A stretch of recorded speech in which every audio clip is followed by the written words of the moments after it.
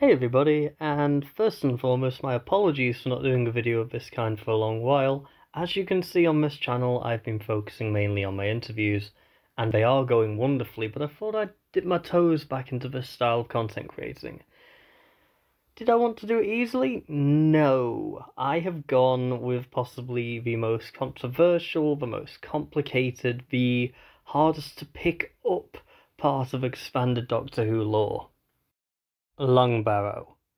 Written by Mark Platt in 1997, this is the most canon-breaking, canon-creating book of the entire Virgin New Adventures line, and that is saying something. Possibly the most canon-creating book Doctor Who's ever produced. Everything from the Doctor's origins, to why he left Gallifrey, to his parentage, are discussed in this novel, as well as it being a prelude to the Doctor Who TV movie.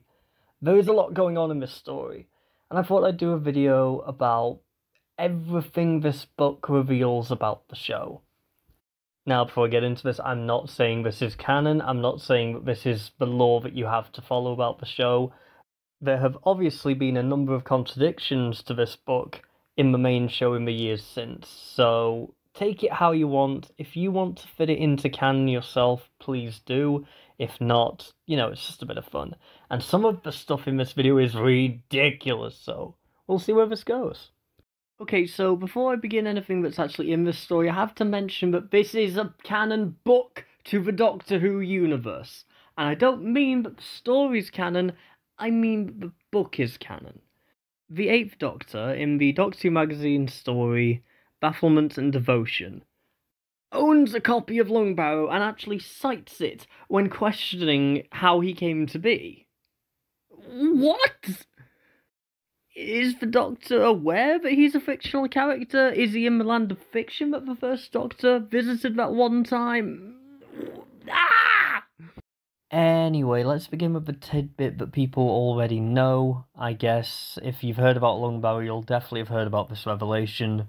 If you're active in the debate around the Timeless Child, you'll definitely have heard this revelation. Let's get right into it. The Doctor is the Other, and the Other basically founded Time Lord Society with Omega and Rassilon. Many years before Time Lord Society was founded, the original settlers of the planet was Pathia and her followers, who would later be known as the Sisterhood of Khan. As Omega, Rassilon, and the Other tried to settle on the planet, they were cursed to be infertile forever. Now, when this happened, it was decided by the trio that the future of the race would be created rather than birthed, and thus looms were created to scientifically birth future Time Lords. Now, when they did this, they found the genetic formula for regeneration. Omega was able to engineer stars, as we already heard in the TV series. Through the process of the looms, the Other was reincarnated as the Doctor in some way. And in this reincarnation, in this idea of the story, Susan is not the Doctor's granddaughter, but she believes that he is. And that is only where the weirdness begins, really. For instance, the Doctor is responsible for his own creation, and Leela is his mother.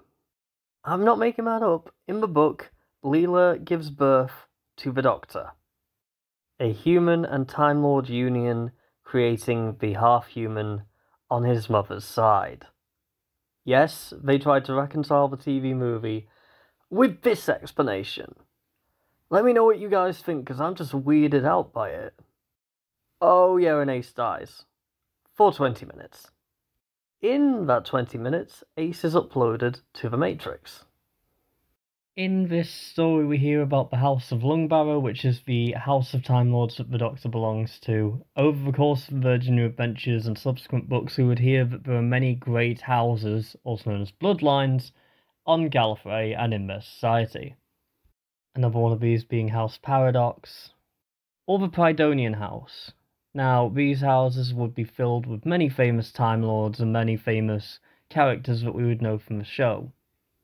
Essentially, families for ruling class. You can look at things like this in the Book of War, you can look at them throughout the Virgin New Adventures, and even in the BBC books. Unfortunately, these houses haven't really extended to the TV show that much, but we do know a lot about them in expanded media. As I mentioned at the top of this video, not only is this the final 7th Doctor Virgin New Adventures novel, not only does it wrap up the entire continuity of that book range, but it also serves as a prequel to the Doctor Who TV movie. How does it do this, might you ask? Well, it mentions the Master's death and the Daleks negotiating with the Time Lords. And it is in fact Romana who sent the Doctor to Skaro to get the Master's remains. Could have mentioned that in your little monologue, Doc! Another tiny little tidbit we get is that Rassilon cannot regenerate. He merely gave other Time Lords the idea of regeneration. So, amongst this book, we learn that Andred is the Doctor's father, not Ulysses. We find out about how regeneration works, about how Time Lord Society was founded. We find out why the Master was killed, why he was on Skaro. There's a lot going on in this book. I've heard a lot of people say that this is the kind of book that actively discourages you from reading it, but you can't turn away because there's just so many acknowledgements of lore and deeper meaning towards Doctor Who's long history. Is it canon? I'm not one to say. But it's an interpretation of the Doctor's history, it's an interpretation of the show's history, and if nothing else, it's incredibly interesting. I wouldn't recommend trying to buy this book because it can be nearly £1,000 if you want to get your hands on a good copy of it. Have a look online for little extracts and what have you, much more interesting and less head spinning. Anyway guys, I hope this was an interesting video for you all. I am very interested by this book, I want to know what everyone else thinks about it. And yeah, I'll see you all very soon. Bye bye!